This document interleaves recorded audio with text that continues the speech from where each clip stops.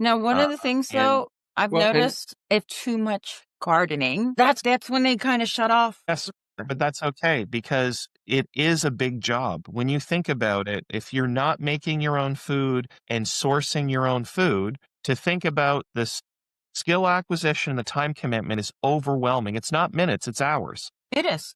Like anybody telling you otherwise is like, I got somebody helping in the background. It takes a while to cut up peppers. It takes a while to make a vegetable lasagna from scratch with my two hands and one person and a knife and vegetables. I have to go get everything. I have to cook the noodles. I have to assemble it. I don't have any help. It's a job. Even And exercise so, or sleep like, is a job for some people. That's the other issues so because what they're I'm used to saying, they're convenience stores. hungry for the information. And this is where I feel like we have an opportunity. I'd love everybody to make their own lasagna from locally sourced ingredients. That's my utopia.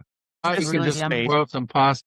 Need to give them some potentially like polyphenol greens, maybe some vitamin D, maybe some B12 because they're, a little bit older and not absorbing. I need to meet their immediate needs. And I do that through my matrix of supplements and foods that I have, whatever. My utopia, though, is that we're all eating a raw kale salad. Well, maybe not raw kale. I can't handle that. It makes me sick. But, metaphorically kale salad somewhere. We're all eating that with organically raised happy chicken salad. Or something. I don't know. Say there's a utopia, but we do need to meet people where they are right now. We do have some good solutions for that. I'm very optimistic about it. It's just really getting people into a habit, though. And That's been just work in challenging. progress. I really think work in getting through, progress. getting to the next generation, that's going to be the ultimate solution. I think they're there. They're the ones that are They do want to learn. The younger ones are like, whatever, Scar, you might have to beat this out. Whatever shit is being told to us by the upper echelons or whatever, they're not happy. They're diseased. They're rising this, blah, blah, blah. And then they're like, oh, hold on a second. Colorectal cancer rates now rising in 27 to 52-year-olds massively. I'm in that category. That's this Gen Z category. I'm married to someone in that category who now realizes like, oh my goodness, all my friends are now subject to this rising rate of colorectal cancer. They deeply want to know what's going on. And that group and under, they're at a point now where, they'll watch social media, they'll get influenced, they know it. But at the same time, they really don't like to get bullshitted on the truth anymore. Yeah. They really want someone to just dive in, give it to them straight, even if there's no chaser, because all the other chasers that they're being given don't like it's just you're sugaring down, you're sweetening a very bitter world right now. They want more truth, which is what we need to do. We need just to cut the BS, but keep it positive. It's super important that we do that. Because if we get de-incentivized and depressed, nobody's going to do anything. We need to empower one another to effectively get change going. Yeah, and we got to get our facts straight. And yes, we do. I'm honest. Well, you know what? And the baseline is we have to realize too, communication has broken down a lot. Science inherently is really about naming, right? That's the original foundation of science. Naming something we don't understand, then studying it to learn more about it, naming all the components and how it works.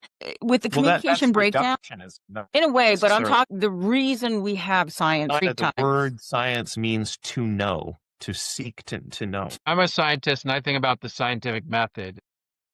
Part of the whole thing is that whole learning of and understanding and replicating and naming the things that are unnamed. That's how the founders of science in Greek times or whatever. That was why it started. I know it's deeper than that. I'm reducing it. It's everything but physics. I think what we're talking about here is the categorization of things. So science seeks to categorize things and explain mechanistic, reductionistic ways that it exists. So what's taking place now in science is an understanding that it's very hard to boundary any particular individual thing. This is the important thing. A tree is not a tree. It's treeing. Right? It's treeing, but what is a tree? Where does it end? At the bark? Is it the lichen on the outside? Is it the microbiome and the mycelial filaments that are actually inside of the roots? Like, what's the tree? Is it the aerobiome now that is holding that tree in a bacterial oxygen-rich environment here where it's like, what's the tree? Sagan said it's the energy from the sun because the sun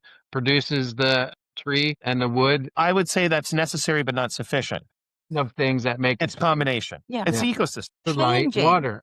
Science is changing because everything about science and nomenclature and the learning that we had changes on a daily basis. It is going back to living systems, it in itself is a living system and a continuous process. And that's one thing that I think children are more amenable to.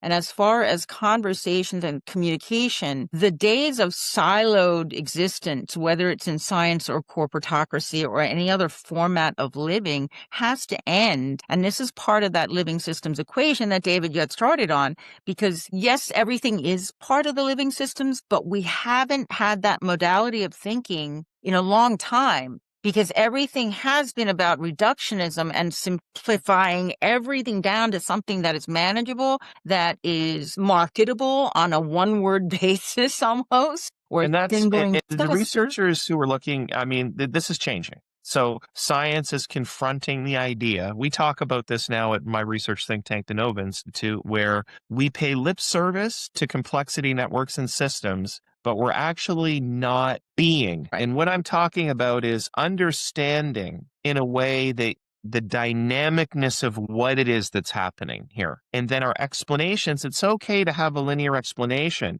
as long as we understand that it's just a facet of the complexity. We don't have to have the attention span to be able to follow to the extent. What we have to do is we have to make sure that we provide, we need it. Listen, attention spans I agree with, but I also don't agree with. And why I say that is that you get someone who now is curious and they have an issue of a friend, family, or whatever, you have got their undivided attention that is very piercing. Like they are very interested in what you're saying.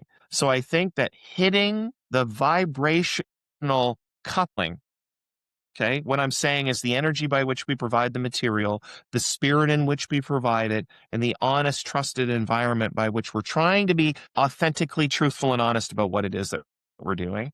That's going to give people some ability to, they need to prioritize and personalize their own health. Like we do need to take responsibility. We don't always have the tools we need, but we need to have the mindset that we could eat better and do better. And frankly, we can flourish. That's where I'm going with this.